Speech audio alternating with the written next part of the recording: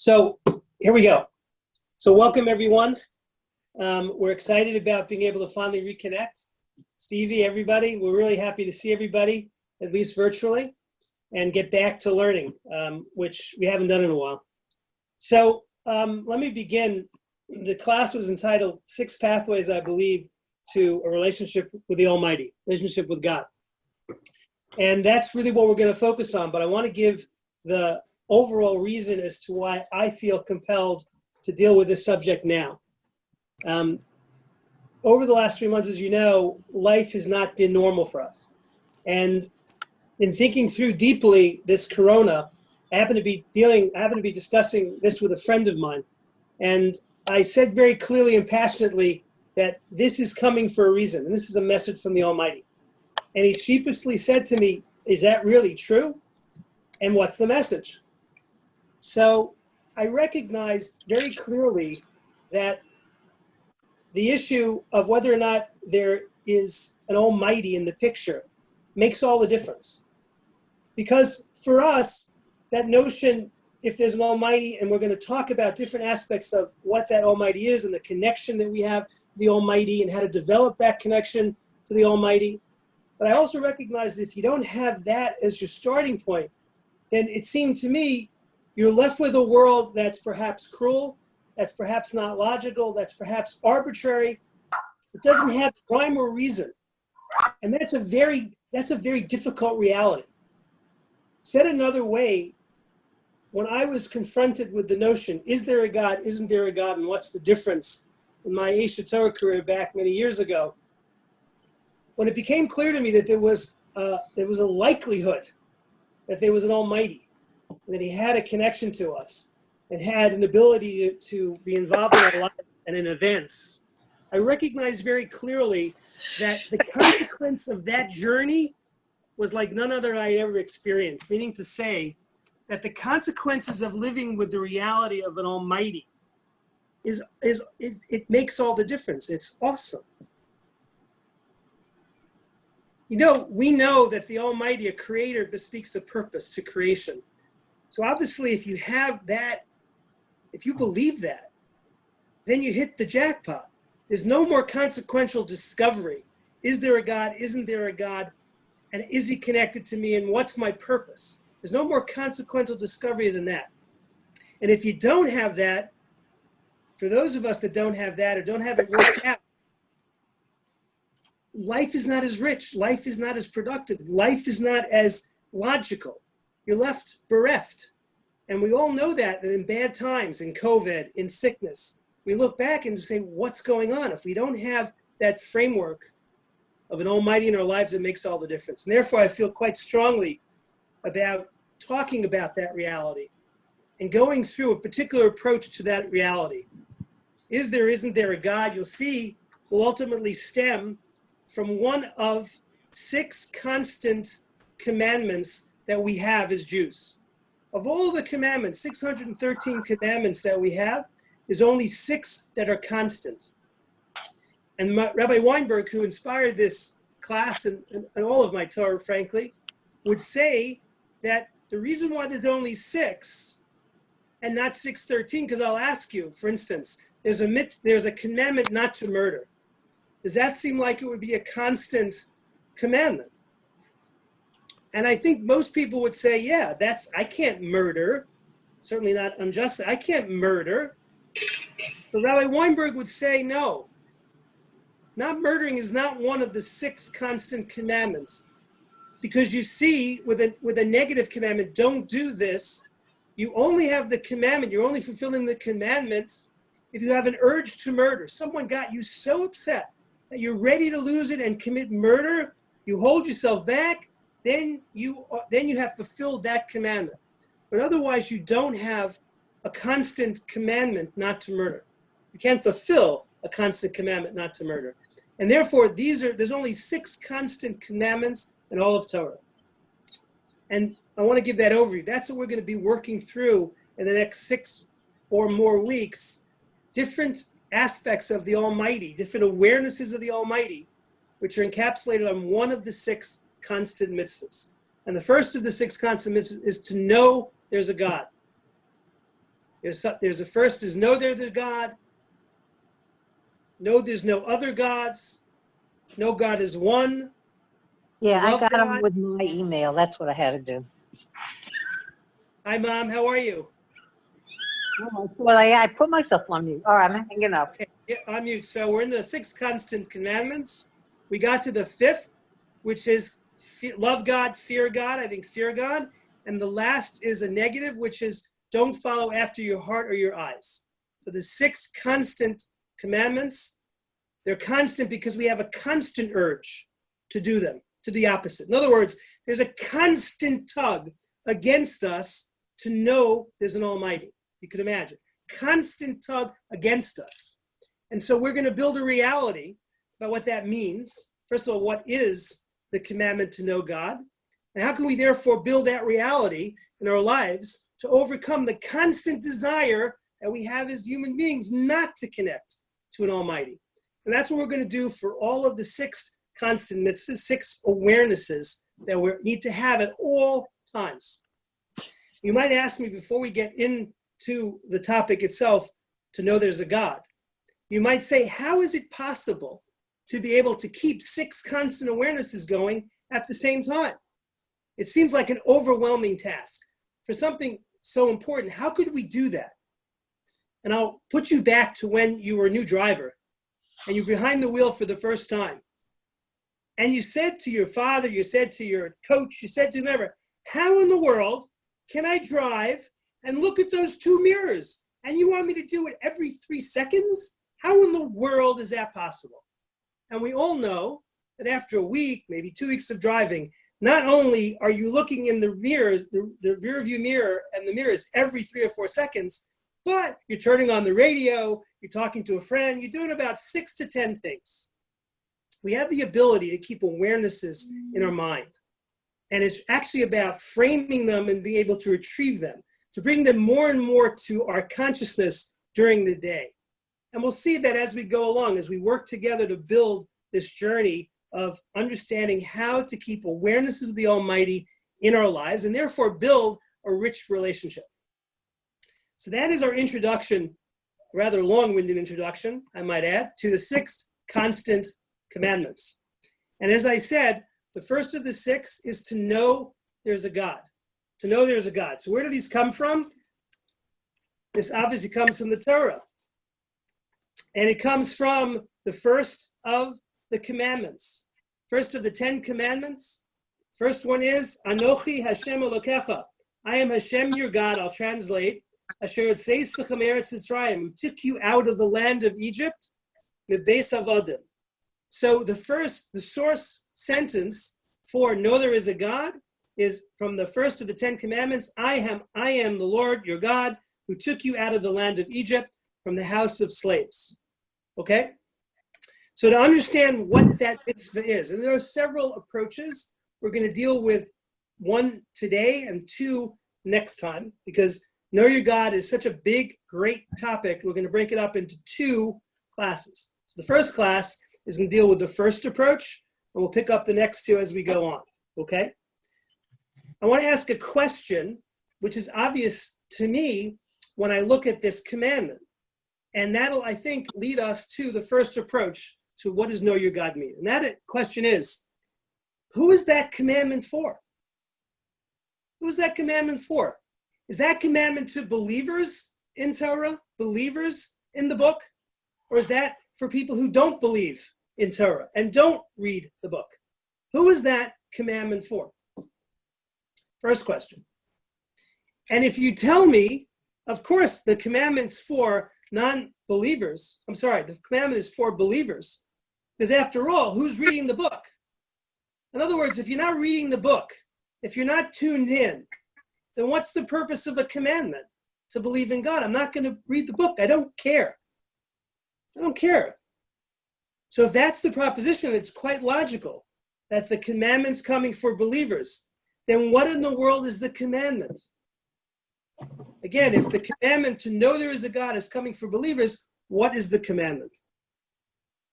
So I will posit, anyone in fact can go off mute and ask a question or participate. But I will posit that it is much more logical that this commandment is surely coming for believers. And I will suggest to us that the approach to this is what level of belief? How deep is our belief? And I'm going to suggest it in words as follows, which is the words of Maimonides, the Rambam. The Rambam says belief in the Almighty is really to know he exists. To take that concept of belief and bring it into knowledge. Take the concept of what I believe to be true and bring it into knowledge. So therefore, we can now appreciate that Jews who are connected, who pay attention to the book, who do believe there's a God, you know what the commandment is for them? To make it real, to bring it into their consciousness in a way that they know. It's evidence, it's knowledge. We'll go through what that means. It's not just to believe, to have faith in something, but it's to know something. Five-finger clarity. I know my hand exists. I know I live in the state of New York. Even though I didn't go to Mississippi, I know it exists. And we're going to talk quickly about that. Let's see, why do we know things in our society? We're certainly going to use that standard to talk about this question. So I'll suggest to you that we know things in our society by evidence. We get evidence of things. So for instance, I know the Civil War happened. I wasn't there. There's a lot of evidence that it happened. Also, by the way, I don't think I've been to Mississippi. I've not been in all the states, but I know Mississippi exists. For the same reason, I've seen maps. I've seen people interviewed in Mississippi. So we know things because we have evidence. And I want to bring it down to home. We will commit people to death when we're trying capital cases. What's the standard of evidence that we determine is knowledge? I know that I have enough evidence to commit this person to capital punishment. Standard is beyond a reasonable doubt, right? It's evidence beyond a reasonable doubt. And we have a standard for something very important. It's not evidence beyond the shadow of a doubt. It doesn't mean that I have to go beyond a shadow of a doubt. We make grave decisions, important decisions, based upon evidence and consequences. Consequences of putting someone to death is quite consequential. We want a lot of evidence. When you're thinking of marriage, you want to collect a lot of evidence on the potential spouse. If you're getting a job, setting off in a career, a lot of evidence. If you're determining whether you want to have chocolate or vanilla ice cream, not such a big decision. Don't have to worry so much. Flip it around, also, if the consequences to your decision are so substantial, you might need a little evidence. So for instance, if you're on the Long Island Expressway in rush hour, big highway in New York, in Long Island, not rush hour. People are flying on this highway, and you want to cross over because you missed your exit. You're walking. You need a very little evidence by seeing a car to stop and not do it, because the consequences are so significant. I'll bring it down to a financial term. My brother happens to be here listening, and he used to sell disability insurance. So disability insurance is a very small probability that someone's going to be disabled. But my brother was successful in selling people on insurance. Give me $1,000, $1,500, $2,000 a month to protect you from that very small consequence, because that consequence has dramatic impact on our lives. So therefore, what I'm suggesting now is two things. First of all, we know things with evidence. I was a banker, by the way, and I want to suggest to you that in decisions in life, which is what we're going to talk about, we have evidence and we have to make decisions. We have knowledge and we make decisions based on that knowledge.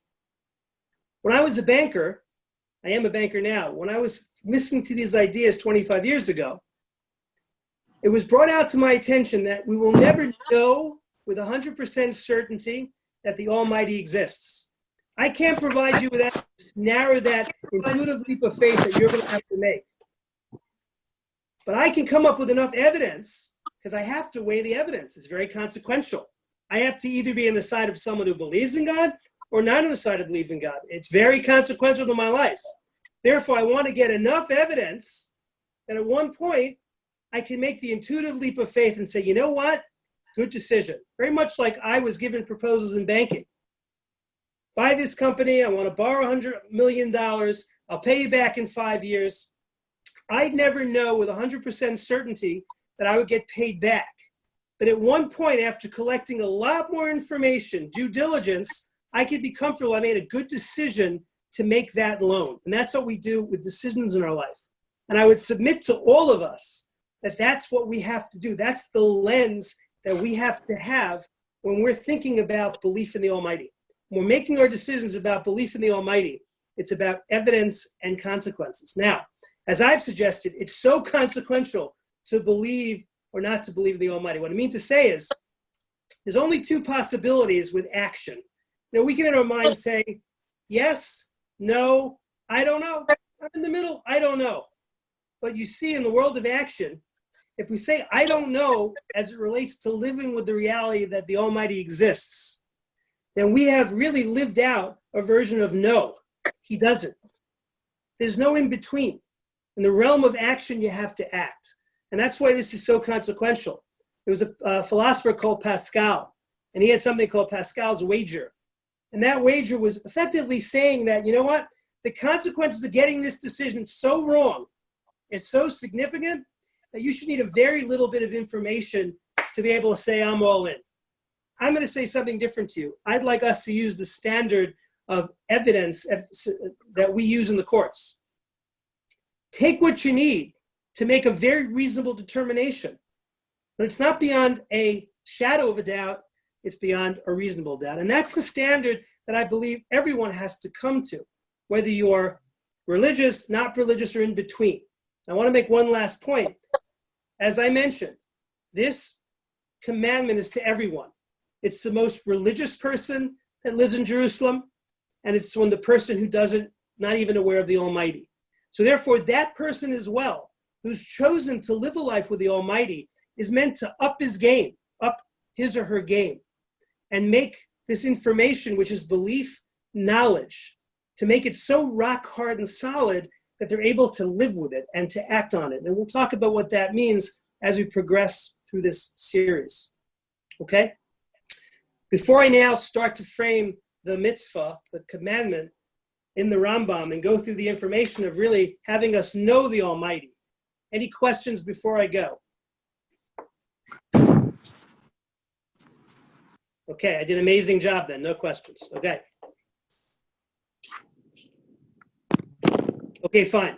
So again, as I said, the Rambam says that knowledge, leda, taking belief and turning it to knowledge, is what the mitzvah is about. And I will also suggest to you that when you look through some of the works of what's called the Bali Musar, those people that try to have you develop your character traits and morality and ethics, they will say on this point, that when you're challenged, and they use Abraham, our father, as an example of this, he was called Choma, a wall. He had rock solid faith in the Almighty. In the class that I went to by Rabbi Kellerman in Israel, he said, don't think that rock solid commitment to the Almighty came from just getting it transmitted through your parents. It didn't. Avram Avinu, as you know, Abraham, our father, looked into the Almighty himself through knowledge and looking at the environment to determine, does he exist, doesn't he exist? And Rabbi Kelman would suggest to all of us with backgrounds, if you want to fortify your sense of being a wall, unshakable, when you have vicissitudes of life going through, you have to be very clear on your knowledge of the Almighty, not your belief in the Almighty. So that context, let's talk about that. So let's just understand kind of, let's say, four levels of knowledge. As we said before, leda, knowledge. And I'll tell you that I've written these out. It's very easy to talk about. Clarity which comes from a comprehensive grasp of evidence. Clarity that comes from a comprehensive grasp of evidence, that's knowledge as we say it. That's knowledge. You can have evidence by seeing something, and you can have evidence that is not by seeing something. But it's knowledge born through evidence. Then there's something one step down, let's call it belief. An example of belief would be something that's reasoned, informed, but you're not 100% sure. So for instance, let's say my friend Steve Sokol gave me a check for $1,000. I have a reasonable belief that that's not going to bounce. I know the guy. He's not going to bounce my check. but I don't know because I don't have his bank account. So that's belief. I have a reason-informed judgment as to something, but I don't know. I don't know. Then there's something that I would call one step below that. It's more of like beliefs that we have that are taken in from our society. They're rote beliefs. You know, I believe as an American who understands secularism and grows up in this country that there's no absolute besides that there's no absolute. Right? We grew up, relative truth, relative morality is kind of a standard. And most of us kind of take that in. And it's a level of belief. But generally speaking, it's not tested. It's not as tested as knowing my friend for many, many years and feeling comfortable that my check is not going to bounce. And then the lowest level is blind faith. Believing a concept is true because we desire it to be true.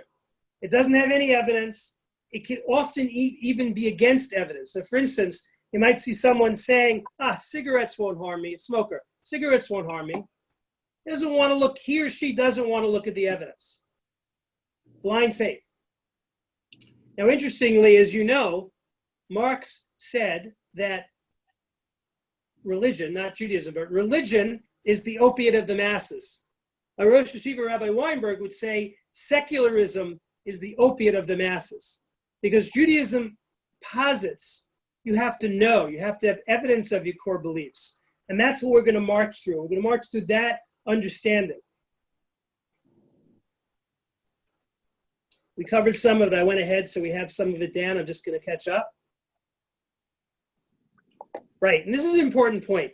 Before we kind of go into the evidence, because I want to then spend a little bit of time, the back end of this session, on what is the core evidence for our belief in God? How do we bring this concept that we believe in to knowledge? Okay, we're going to start us off on that path. But before that, I want to get to a different question. It's related, and that is, why do you see so many people not living with us? And the related question is, how do we know that we're right? Right? First question is, if there's so much evidence, I'm going to say, and I'm going to suggest to everyone that there's evidence for this. How come we don't see people living with the evidence, dealing with the evidence, being persuaded by the evidence? There's something called cognitive dissonance.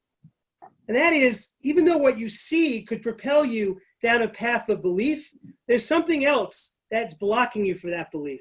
There's a gap. There's a dissonance between what you see and what you do. What you see as evidence and what you believe. And it's often because it's not something you want to do. And what I'm suggesting is you'll be the arbiters of whether there's bias or not bias. I'm suggesting in the search for truth, identifying your bias and identifying bias in other people is one of the most important things you can do. Identify the bias that will lead you in one direction or not. Extremely important. And when we're looking honestly at ourselves, we have to try to move our biases away to actually hear the evidence. Extremely important. I want to suggest to you like this. This idea was something on my mind back 25 years ago. It was expressed in two questions. The first question was, if you're going to tell me, Rabbi at the time, that there's so much evidence that supports the existence of the Almighty, and you'll see much of the evidence comes with how extraordinary, complex, and designed this world is. If you're a biology major, if you're a biology student, if you're a doctor, if you're a scientist, if you're a physicist, you should all be believers. Because the strength of someone who really understands how miraculous our creation is bespeaks of a creator. And yet we see that many, many scientists, the majority of them for sure, are not believers and perhaps even atheists. So how, Rabbi, could that square?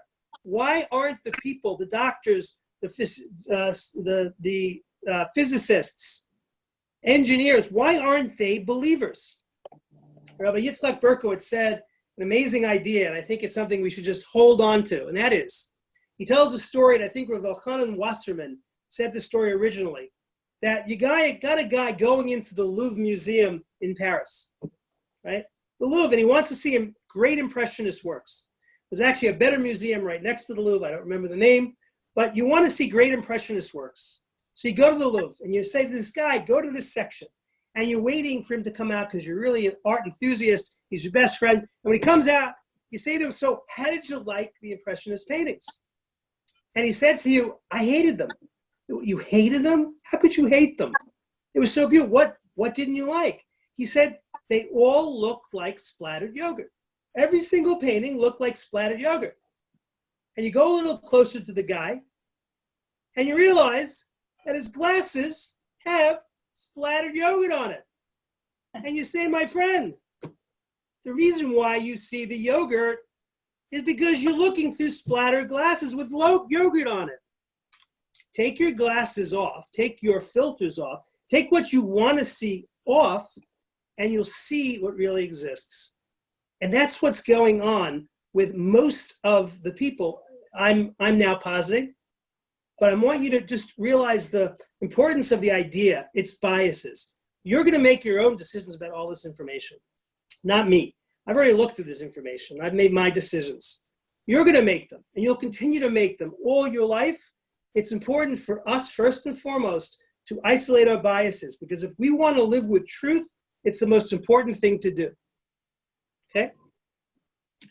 By the way, the same Elchanan Wasserman said that if Aristotle couldn't figure out that there was a God in the world, someone asked him, how could we? And he said the problem with Aristotle was not his intellect, but it was his honesty. It's the same point. Like, enough said on that, okay? So now, as I said, design, the complexity of the universe, it bespeaks a creator.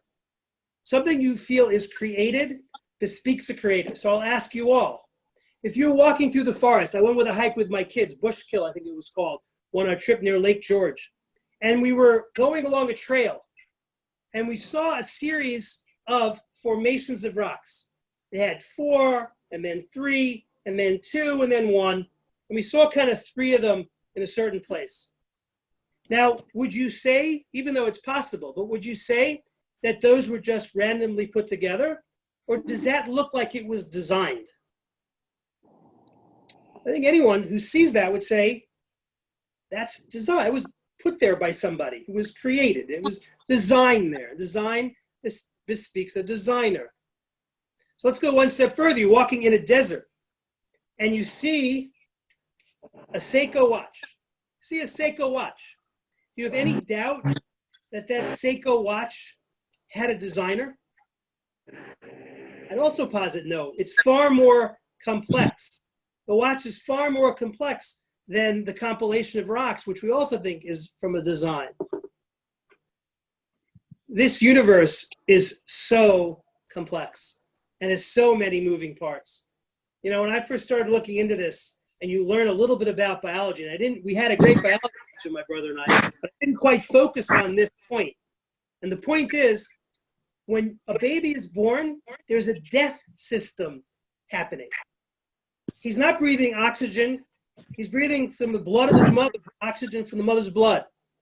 All the systems within, it's not 10 seconds. It's in the last 5, and maybe even less, turn around, the lungs inflate, everything turns around, and that baby can be born. It's absolute miracle every single time. Every single time is a miracle. So this notion of creation, when we look around, I was davening, as you know, everybody is not in their shuls. But thank God they relaxed the abilities to daven outside, to pray outside. So I was in a minyan this morning. And, you know, there's some benefits to being in the minyan. I was kind of enjoying the fresh air. It was a bit hot today. I was enjoying the fresh air. And what was I noticing? I noticed it yesterday and today as I was thinking about this class. I noticed the birds chirping. The birds chirp here, they chirp there. They're chirping around, right? Did you ever think to yourself, why don't the birds that can peck probably your skin to death? You could probably be pecked to death by all these, and how many birds are there? And they stay up there. They don't touch you. Nor do the wild beasts basically touch you. Everybody stays in place. Isn't that a miracle? Isn't that a miracle? We take it for granted that it's organized and it works and everything works, but you know what? It's a huge miracle. Rabbi Miller, who's a great rabbi, was a great rabbi in Brooklyn, he would look into the universe, the Bria, and say that it bespeaks God. And when the Rambam talks about what's the best way, what's the most immediate way to see the Almighty? He says in the creation, in its miraculous creation. He says it's also in the Jewish people. When you start to have a lens of looking into the miracles, the interrelationship between our world and something beyond, our world bespeaks a creator. I want to go just further with two more points before we go into something else. It's also the scientists, really. It's the scientists who focus on this stuff, who really, they don't want to all tell you that this is what's going on, and so they equivocate, but you'll see it yourself as you go through some of the evidence. And by the way, there's a book called Constant Connection. Constant Connection, it was a book written by Rabbi Eric Coopersmith, based on Rav Noach Weinberg, based on my Rosh Hashiva's understanding of the 6 constant mitzvahs. It's worth buying and reviewing. So out of this book, there's many things in the design section, but one thing in the design section says, you need a spontaneous generating cell, something that spontaneously generates from nothing. If you're one of the evolutionists who say it's not a created universe, spontaneous generation. So Robert Shapiro, Nobel laureate Sir Frederick Hoyle's calculus, he's cited in one of his works. He's also a well-known, I think it's a physicist. He cites Sir Fred Hoyle's understanding, also a colleague of Fred Hoyle, Chandra Wickramasinghe, okay? And they were looking at this idea, can a bacteria, what's the probability of a bacteria spontaneously generating itself? So it says a typical bacterium, which is the simplest of all cells, is made up of 2,000 enzymes. These two scientists set the probability of randomly assembling them. And they came up with odds that was 1 in 10 to the 40,000. So it says, Hoyle, who himself was an atheist, said the likelihood of this happening is comparable to the chance that a tornado sweeping through a junkyard might assemble a Boeing 747 from the materials therein. Like off the chart, improbable. Off the chart, improbable. So, in talking about these complex issues, a great physicist, Stephen Hawking, he wrote a book called A Brief History of Time. I remember he was, I don't know if he's still alive, he was paralyzed, big thinker, Stephen Hawking. He passed away. Okay? Oh, okay. Not around any longer. Big thinker. So I don't believe he came on to the party, right? But there's a notion that, if it's long enough, if there's a lot of years, enough time, then it could happen. Like, I don't really see that it can happen because those odds, they're pretty astounding. But like, if there's enough time for something, it probably could happen. So I want to read you what he says. And this gets to the bias issue. It says like this. It's a bit like the well-known horde of monkeys hammering away on their typewriters. Most of what they write will be garbage, but very occasionally, by pure chance, they will type out one of Shakespeare's sonnets. Similarly, in the case of the universe, could it be that we are living in a region that just happens by chance to be smooth and uniform? In other words, if we have enough time, maybe it can happen. So Gerald Schroeder, in a book, Genesis of the Big Bang, just this notion of whether a sonnet can be randomly put together. He looked at the probability of that. He says there are 488 letters of the sonnet. The chance of randomly typing these letters in the same order as this one sonnet is 10 to the 690. It's 10 followed by 690 zeros. Check this out. The immense scale of this number becomes even more significant when one considers that since the Big Bang, which scientists say occurred 15 billion years ago, only 10 to the 18th number of seconds have ticked away. That is 10 followed by only 18 zeros. To write by random one of Shakespeare's sonnets would require all the monkeys in the world, plus every other animal on Earth, to type away on typewriters made from all the metal in the universe over a period of time that exceeds all time since the Big Bang, and still the probability of a sonnet appearing would be vanishingly small. Evidence of design is certainly on the side of belief and knowledge in the Almighty. Evidence is obviously on belief and knowledge in the Almighty. And by the way, there's many, many things. And I want to just end with this little piece by saying there was a movie, and I don't remember this, maybe you guys do. It came out when we were around. 2001 Space Odyssey. 2001 Space Odyssey. And I didn't know, because I read in this book, that the whole premise of that book which was by 1 million people, like millions of people were seeing that movie. It wasn't the book, the movie, 2001 Space Odyssey. Perhaps it came out in the book. It started off by people going through a desert and seeing a formation that was very simple formation, even simpler than my rock stacked up. And they said, "Oh my heavens, this was designed, and this came from someone." And they felt there was life on another planet, and the whole movie was based on the premise that a very simple figure had to be designed. So this book says, at least, that that's an example when there's no cognitive dissonance, when you're not fighting a desire not to want to believe something, not to want to take it on, and it's very clear that something that is created bespeaks a creator. Okay? The next piece of evidence, and we'll go through this in hopefully 10 minutes, okay, is something called national revelation. National revelation. Well, I don't know about you, but what I was struck by, I had never known, or certainly never focused on the fact that the claim of the Jewish people, very clearly written in our Torah, is that the whole of the Jewish people stood at Mount Sinai and heard the Almighty, saw and heard the Almighty giving the first two of the 10 commandments. The whole of the people. Now, first it says in the portion Bo about, that was a portion when the Jews leave leave Mitzrayim, leave Egypt, going into the desert. It says in the Torah that there's these people set out 600,000 on foot, the men aside from the children.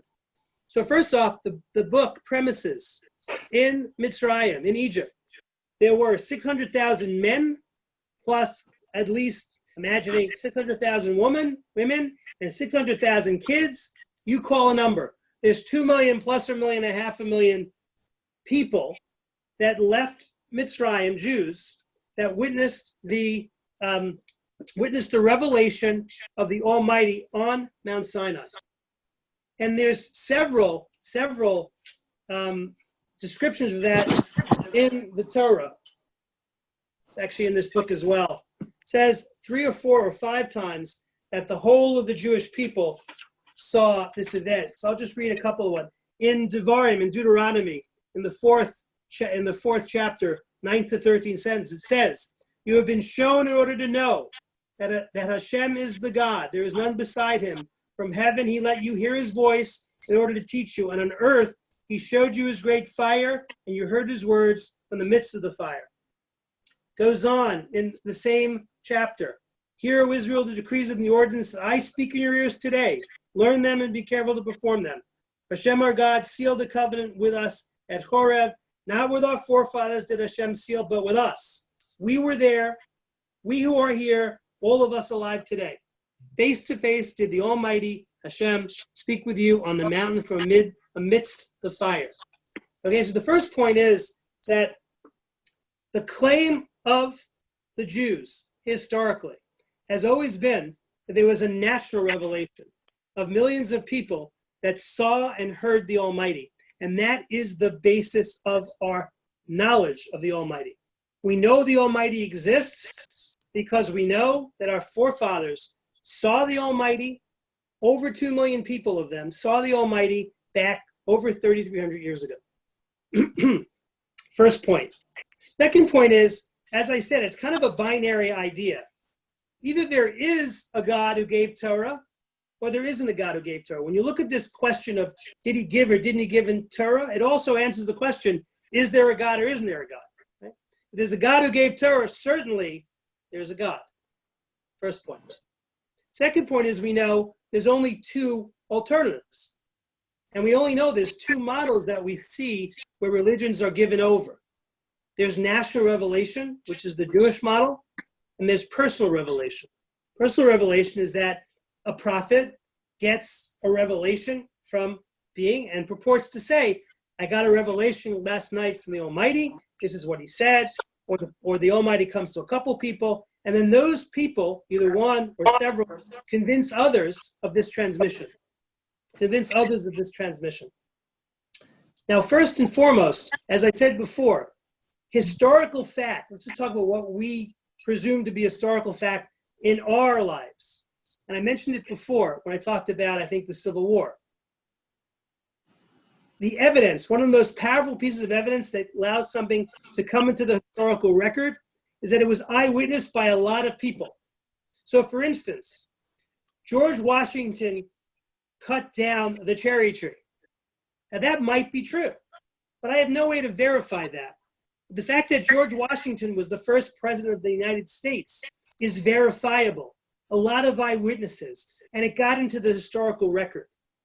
And so too, the premise is that national revelation similarly got into the historical record over 3,300 years ago and became a reality that billions of people have accepted. But first, before we go on to a really cool idea that I think is great evidence, I want to just go a bit further. How do I know that they accepted it? Because the Muslims and the Christians, when you add them to the Jews, they're billions of people. And we all know they build their theology on the back of Judaism. They don't dismiss the story. They don't say that the Almighty didn't reveal himself to the Jewish people on Har Sinai and Mount Sinai. They just say a new prophet came. A new direction was determined. And they go off in a direction. But no one uproots the original revelation idea. National revelation has been embraced in our society. Point one. Point two, there's only another ability for this to occur because now, in fact, we have it. But let's say this is the reality. Let's say, before we say that, the question I want to ask for you is, which is a stronger claim? Is national revelation a stronger claim to make, or is personal revelation a stronger claim to make? I know you're on the line of mute. I would submit to you that millions of people seeing something is a stronger claim. A couple people, maybe it happened, maybe it didn't. I'm not saying it didn't happen, but you can't prove it. If millions of people saw it, it's pretty strong evidence, as we're talking about. Okay? So let me ask you this. If you could make up the claim, and here's the important point from a psychological point of view. If you could make up the claim of national revelation, would you do it? If you were creating a religion, the Christians, the Muslims, or any other tradition, and you could make up a national revelation and pull it off, would you do it? The answer is, of course you would, because that's a much stronger claim. If you all saw it, and I say you saw it, and you saw it, then that's a much stronger claim. But you see, and here's the psychological proof. If you don't make the claim, the reason why you don't make the claim is you can't make the claim. I can't tell you you were somewhere you weren't. I can't say that it happened to all of us if it didn't happen. So I can't make up the claim if it didn't happen. There's no way. There's no way to make up this claim if it didn't happen. I want to give you a little example to say that. There's an Indian chief. He passes away, and he has 3 sons. And those 3 sons are all arguing about who's going to inherit and be the leader of this tribe. And there 2 days, 3 days. The 4th day, one of them comes in the morning. I got it. I know who the chief is. It's me. And I want to tell you why. Dad came to me in a dream last night, and he said, "You are the leader of the tribe." And the other 2 brothers said, "Very nice. If Dad could come to you in a dream, he should have come to all of us in a dream and told us that you were the Indian chief." Hear the point? If there's an ability to have a revelation, and you want to make a strong revelation, then bottom line, it had to have happened. And if it didn't happen, you can't pull it off. Get the premise before we go to the last point.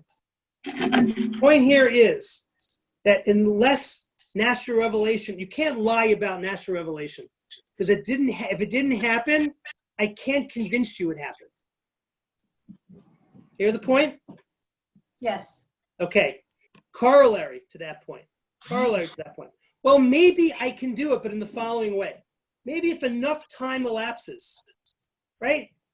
of course I couldn't come to you, Steve, and I couldn't tell you, Steve, remember last night we all got together and saw the Almighty? If it didn't happen, you'd say, you're crazy. I don't believe you. And let's say I say, Steve, 30 years ago, when you were alive and you were 12 years old, remember we all got together and saw the Almighty? And you says, no way. And then 200 years ago, I say, that happened. You say, wait a minute, I never got that passed down from anybody in my family. That didn't happen. But what happens if I go back 1,000 years? What happens if the Torah was given on 3,300 years ago, and then 1,036 years, a nice fellow named Ezra pops up on the Jewish scene, the leader of the Jewish people, and wants to create a religion.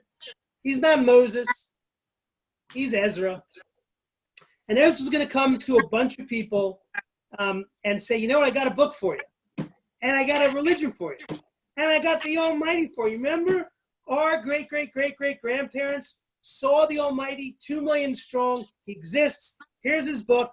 Let's go. What are you going to basically say to this guy?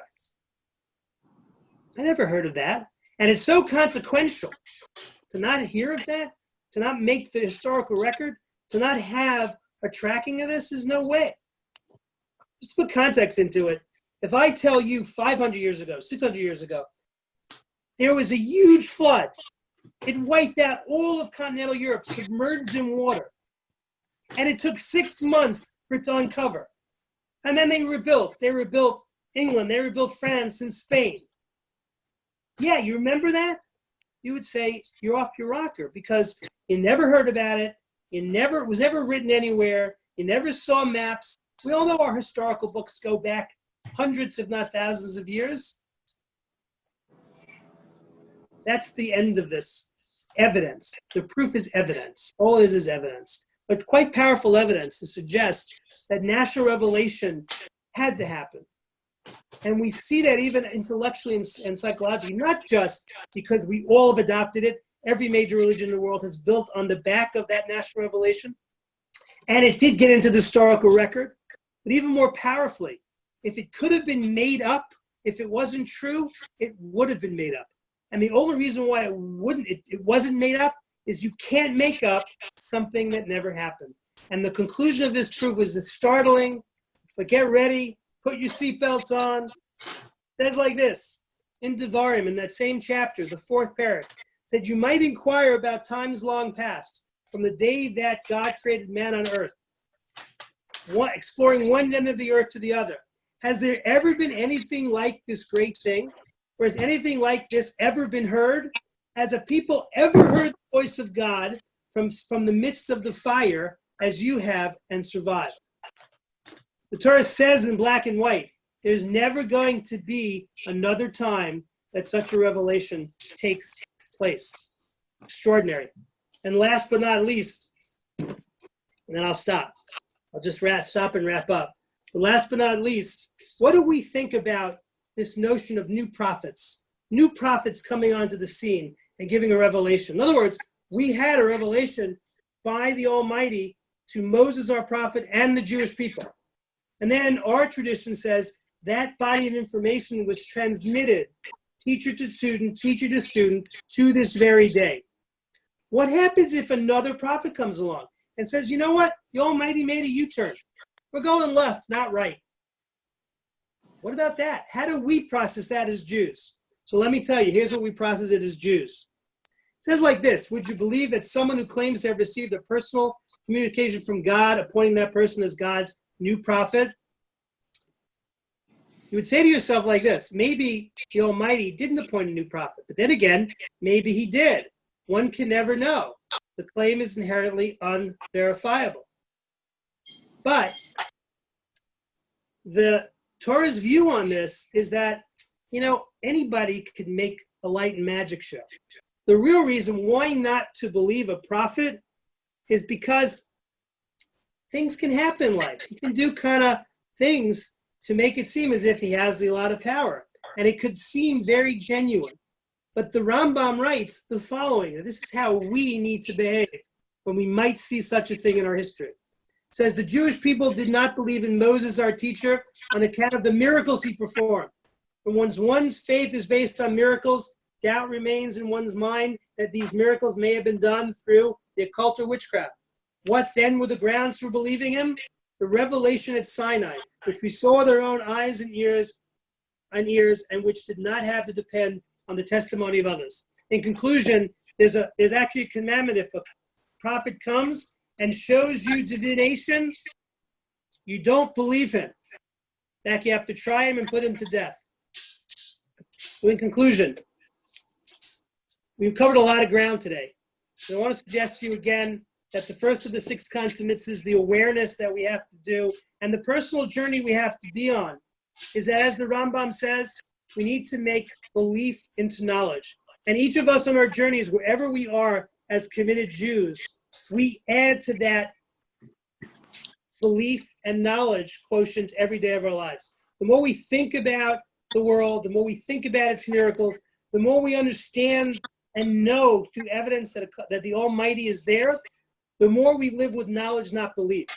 And we'll see where we're going next time is the more we turn belief into knowledge, integrated belief, knowledge, the more we can live with it and we can act on it. And we'll talk, God willing, in 2 weeks about the various ways we live with it and act on it next time. So I hope you all enjoyed. I'm going to stay on. Anyone could leave, but if anyone wants to ask questions, I'm here for another 5 or 10 minutes. Can I just mention that if people want to get more information on the credibility of Torah, we did a discovery seminar a couple of weeks ago with the argument that you were talking about, Revelation, and about 4 more areas of evidence. If anybody would like that, please get in touch with either Mitch or myself, and we'll make it available. It amplifies beautifully what he said, plus other areas of inquiry. Thank you, Simcha. Great. Yasher Koach. Beautiful. You know, did you think I was me or my brother? I thought you were your brother, to be perfectly honest. I love it because my brother's so great. He speaks such wonderful Torah. So if you know me through him, I'm okay. Absolutely. Your brother's smiling, I see. Nice to meet you. Nice to meet Thank you, you, Mitch. Rabbi. Thank you so much for the session. It's so nice to hear your voice again. Yeah, Yeah, take care. Be well. Hope you enjoyed. Be Yeah. well, everybody. Steve, you good? Dale, that was great. Very good, buddy. I guess the quick question I have, belief. We have belief. Let's go with the concept, I believe. Okay, I believe. Okay. So off of that, what's next? Just because if I come to the table that I believe, why can't I just say I believe and live my life the way I live my life, or my neighbor lives their life the way they live their life? Good. Can you just fell into a huge trap? I'm Why? so happy. Why? I'm so happy you asked that question. Why do there have to I'm be so happy. strings? And that's- Why do there have to be strings attached? I get it. Next time we're going to say a different answer, which is that when you're standing on top of the tightrope and I'm telling you, Steve, walk across the rope, right? Because the job is to get over there. There's a very important mission you got to walk across the rope. So if you don't believe, that's not your question. If you don't believe there's a net below you, oh my heavens, you're not going to move a muscle. But if you believe there really is a net below you, there's a lot of things you would undertake in life. Not your answer, because I want to give you a better one for you. But that's an answer, and we'll talk about that next time. Here's a better answer. I like the first answer. I know you do, but here's the best answer for you, okay? I feel Rabbi, hold on Rabbi, a second. Hold on. I feel like I'm at Bayview Avenue again. Go ahead. You are. Rabbi, here's the best answer for you. Rabbi, there's so many restrictions in Judaism. There's so many restrictions in Judaism. And you think all these restrictions the Almighty cares about? How is that possible? Great question. Great question. And there really is a God. Why, Steve? Because I heard that last night just for you. So here's the answer. Well, wait. You're making yourself sound like a prophet. It's so good. No, the Almighty put it in my lap just for you. Okay. Here's the answer. Here's the answer. You're in an amusement park. You're in an amusement park to have fun, to go on all the rides, the roller coasters. And then you get there, and with a religious family, you got a bunch of different kids. different ages, different sizes, and you get there and you see it's a nightmare. Why? Because this kid is too small, this kid is too tall, this kid can't go on this ride, this can't go on that ride. You got to break your kids up into like 5 sections. You have 2 people. And you want to go around. There was so many restrictions. And then when you get on that great roller coaster, you got to keep your hand in. You can't put it out. You can't go like this. And then they put that thing goes, and it goes on your lap. And then that guy comes across and slams it down. There's so many rules and regulations. Rabbi, Mr. Amusement Park owner, I just came here to enjoy the rides. It's like this. You don't understand. There's a lot of danger and things going in these restrictions. But you know what? We want you to have a really good time. And we want you to get out alive and enjoy the rides. So we have a lot of things you have to do so you can really experience the pleasure of the amusement park. And that is the Almighty. The Almighty put all kinds of rules and regulations and restrictions so that we can know how to navigate the world and that we could live life and enjoy the amusement park called life. And you know why he knows and wants us to do everything? Because like your kid, Dad, why do I have to wear socks and shoes when I go outside? Why do I have to do this? Why do you care about this? Why do you care about this? You know what the answer is? Because I love you. And I want you, with the benefit of my experience and knowledge of the world, to enjoy life. And therefore, I'm giving you all kinds of restrictions. And there, too, is what the Almighty does for us. If you want to max out on the amusement park of life, embrace the restrictions. That was beautiful. That was really good. Not my Torah, but that was the divine providence. That was very good. Anyway, I got to go back to work. It was great seeing you. You're working today? Mom, I got to back to work. It was great seeing you, Mom. Simcha, great seeing you. Thanks for giving us the opportunity to get back on the screen. Yeah, that was Sure. great. Hey, And you guys can call each other. I got to end the meeting, right? can I stay on with them and you go goodbye? I think, can he stay on? Or why don't, I can't keep it open, right? I think Is you that- could. Is that your office? I'll get up for 5. I'll get up, but I'm going to Yeah, close go, in 10 minutes, okay? go. Hey, buddy. How you doing? All right. That was very good. That was very good. You know, I mean, we've gone through that before, though, you know, the evidence. And, you know, the evidence, you always, it's more powerful when you've had a pair of eyes that multiply by millions than just one person, obviously. Because if it didn't happen, somewhere along the line, a lot of people would say that never happened. We never heard that story before. No one ever Yeah. said it never happened. Yeah, I mean the biggest. I don't know if he said this, but there's a line in the Devarim that says that no one will ever make this claim. No nation will ever make this claim again and live.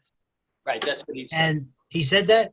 Yep. So the point, and even more though than that, he says you can know that every other individual claim is false, because if there's a God who can control the game and make a national revelation claim, he would never do it in a way which is less credible.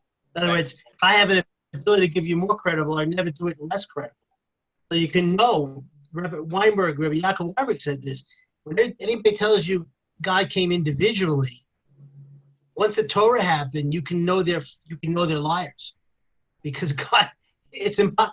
I would never do it in a way which is going to cause doubt, confusion, dispersions. It's a very strong. When you think about that, it's very strong. I want to tell you something else. You said, "Why do you need knowledge if you have belief?" So he answered one way, but I'll tell you something else. I think is also important. Is that in life, if you don't have knowledge, you're not necessarily motivated to action.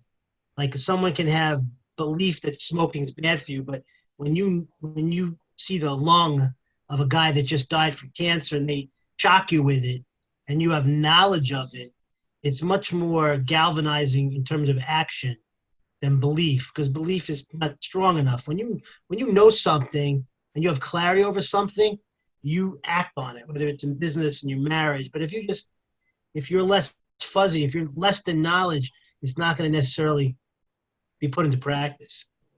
Well, I guess what you're saying is, you know, belief. It's one thing having belief, but you know, the knowledge aspect is almost as important. More important, because that's what's going to be galvanizing. You know, like when you know something clear in your business or on your tennis court, you go with it. There's no equivocation. There's no, you're kind of one with it. It's very motivating. Yeah. Very motivating. Right. Get to All see right, listen, they're gonna get. This is all being recorded. Oh, it is. This being You know, recorded.